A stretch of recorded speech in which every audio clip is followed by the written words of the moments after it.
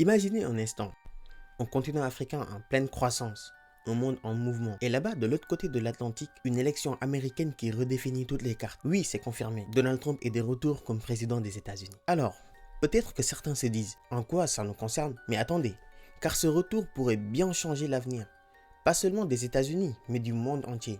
Afrique, Europe, Asie, ce retour de Trump, il touche chaque continent, chaque région. Alors, on plonge ensemble pour découvrir comment cette nouvelle élection peut transformer notre monde.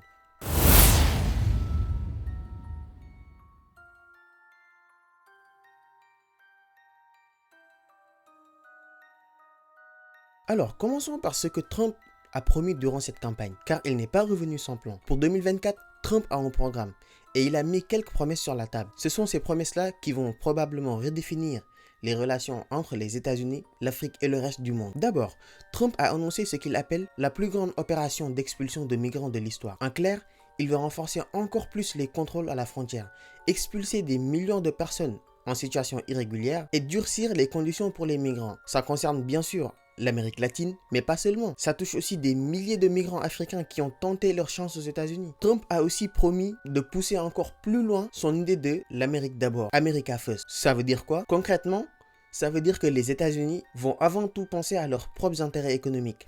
Ce sont les entreprises américaines qui seront favorisées, même si cela implique des sanctions commerciales, des restrictions ou des accords revus. Alors, ces promesses, ça fait quoi pour nous? Imaginez, si Trump se concentre uniquement sur les États-Unis, ça veut dire moins d'accords favorables pour l'Afrique, plus de restrictions avec la Chine et un recentrage sur les seuls intérêts américains. Et vous, qu'est-ce que vous en pensez? Est-ce que les États-Unis devraient faire passer leurs propres intérêts avant tout? Ou bien garder des relations équilibrées avec le reste du monde? Réagissez dans les commentaires. Le premier grand impact, il va être économique. Et ça va toucher tout le monde, que ce soit en Afrique, en Europe ou en Asie. Prenons un programme qui est crucial pour l'Afrique, l'AGOA. Ce programme permet à plusieurs pays africains d'exporter sans droit de douane vers les États-Unis.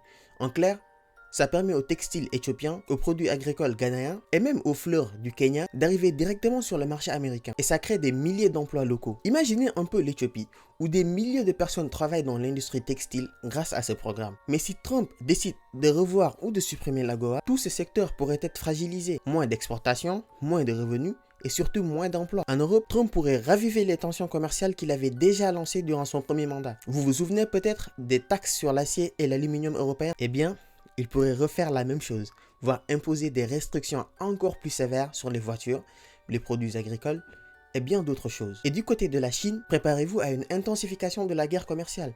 Trump a promis d'être encore plus strict avec la Chine, de limiter ses importations, de bloquer des produits technologiques comme ceux de Huawei par exemple. Imaginez les répercussions sur les chaînes de production mondiales. Côté sécurité, Trump a déjà annoncé qu'il n'a pas l'intention de jouer le policier du monde. Et ça, c'est un message direct pour l'Afrique, le Moyen-Orient ou même l'Europe de l'Est. En Afrique, ce désengagement pourrait se ressentir directement dans des régions comme le Sahel. Des pays comme le Niger, le Burkina et le Mali font face à une menace terroriste de plus en plus forte. Et ils dépendent de l'aide américaine pour le renseignement, les drones et même la formation militaire. Si Trump coupe ces aides, ça laisse un vide. Et ce vide-là, il risque d'être comblé par d'autres acteurs comme la Russie ou la Chine. En Europe, c'est l'OTAN qui pourrait en pâtir. Trump a souvent critiqué l'OTAN, demandant aux pays européens de prendre plus de responsabilités pour leur propre défense. Un retrait américain dans cette région pourrait inquiéter des pays comme la Pologne ou les États baltes qui comptent sur l'OTAN pour se protéger de la Russie. Dans le Moyen-Orient, Trump a déjà retiré des troupes dans des pays comme l'Irak et l'Afghanistan. Et ça pourrait continuer. Ça laisse des acteurs comme l'Iran ou la Russie prendre plus de place dans la région, avec des conséquences pour la sécurité globale.